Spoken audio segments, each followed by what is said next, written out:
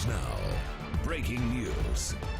If you're just waking up with us this morning, we are tracking the very latest on the now deadly Carr fire. One firefighter has tragically been killed. We are being told there are many other injuries. We're working to confirm that. Governor Jerry Brown has declared a state of emergency and major evacuations are underway in Shasta County. CAL FIRE updating their numbers for the Carr fire. It has again doubled in size. It is now 44,000 acres, 44,450 acres.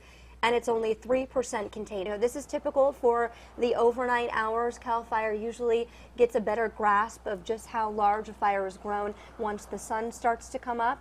So again, this has doubled in size for the second day in a row. We're now looking at a fire over 44,000 acres. We are told there are over 1,000 different crew members fighting this fire. There are many agencies now dispatched to this, including we know fire crews from Oroville and Chico, and this is going to be a massive undertaking. They're experiencing extreme heat and winds, and this is an area that has difficulties in terrain as well, some steep terrain. This powerful fire already jumped the Sacramento River. And Julia just read you some new evacuations that we've found out about. CAL FIRE's been trying to update us with that, but again, their first priority is getting to those communities and getting those people out of their homes. So we're trying to play keep up and make sure that we're getting this information as well. The entire city of Shasta Lake and Summit City have both been evacuated. Shasta Dam Visitor Center and all of Shasta Dam Boulevard are also being told to evacuate. There are many homes along Shasta Dam Boulevard, so that's an area that's heavily populated. All of those people have to leave. And we were watching this fire yesterday when we thought that it might be impacting the northwestern area of Redding, and it has in fact gone that direction. We know over 90,000 people live in Redding. We don't know how many are evacuated at this point. And of course, our number one priority in bringing you these live looks is to make sure that our reporters are somewhere safe. We have some of our own reporters whose homes have been forced into evacuation. So this is impacting our team on a very personal level as well. And we want to make sure that our team up there is safe. So we'll bring you the best live looks we can, but we have just confirmed again, more areas are being forced to evacuate. The city of Shasta Lake, everyone needs to leave. And for those preparing to evacuate, have your go bag ready. Get your gas filled up. Make sure you've got all your medications. Make sure you've got your pet food if you're taking them.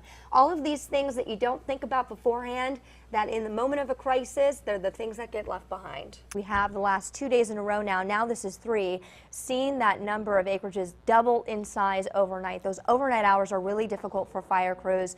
They're tackling areas of steep terrain, and they most of the time are without air attack once the sun goes down. So it is a really difficult time for them to fight the fire, and we are now learning the Carr fire is up to 80,000 acres. I'm Meaghan Wallace. You're watching Action News Now. This is our continuing live breaking news coverage of the Carr fire. We are tracking the very latest updates for you and bringing them here on air and also online. The Carr fire now deadly. 5 people have been killed, over 500 structures destroyed, and thousands remain evacuated tonight. And as you know, we have reporters that are working around the clock on the ground to get you the very latest information and to show you what's happening out there. Action News Now reporter Stephanie Lynn is joining us now live. Stephanie, how's it looking where you are? The Red Cross is opening up a new shelter because of more evacuations. This one's going to be at Trinity High School, and the shelter is located at 321 Victory Lane in Weaverville. Now, originally, evacuees were taken to Weaverville Elementary School. They have since been moved to Trinity High School as well. CAL FIRE says 536 structures have been destroyed, and they know at least 125 of those are homes. We've been bringing you images of some of those homes just burned to the ground, complete rubble. It's really astonishing to see just the destruction that has just torn through some of these neighborhoods. But CAL FIRE is still working to try to get into those areas and get the most accurate numbers. So I'm going to emphasize again how important it is that if you are evacuated and you have been told you can't go home yet, to please let them do their job and don't try to get back in and around the barricades. They are working really hard to get back into those neighborhoods and to try to make sure that they are safe before they're letting people go back in. CAL FIRE says the fire's progression into Redding has slowed down, which is a good sign. I spoke with Mike Mangus from Mercy Medical Center earlier today, and he said, you know, from the hospital's viewpoint, they feel very comfortable where they're at in Reading now, despite it getting kind of close. Yesterday, they now feel comfortable that it's moved away from Reading city limits. So that is good news for the people of Reading, because again, while this fire is growing in size, it's over 83,000 acres, just 5% contained. We do have well over 3,000 fire personnel battling this fire from several agencies. We know that the National Guard has come in to help assist with other areas. You know, when the National Guard comes in, they are usually responsible for helping, you know, get resources to different areas in the evacuation, and also help divert traffic and get people to safe places. So the National Guard is here helping as well. And we have new information for you tonight about the Reading Police that say the Carr Fire missing person hotline is now up and running and available to use. If there is a loved one that you are trying to get a hold of, you know, in the rush of an evacuation, people are leaving things behind. Maybe they forgot their cell phone, or their cell phone is not charged anymore. And if you are looking for a loved one, you can call that phone number. It applies for people within the city of Reading.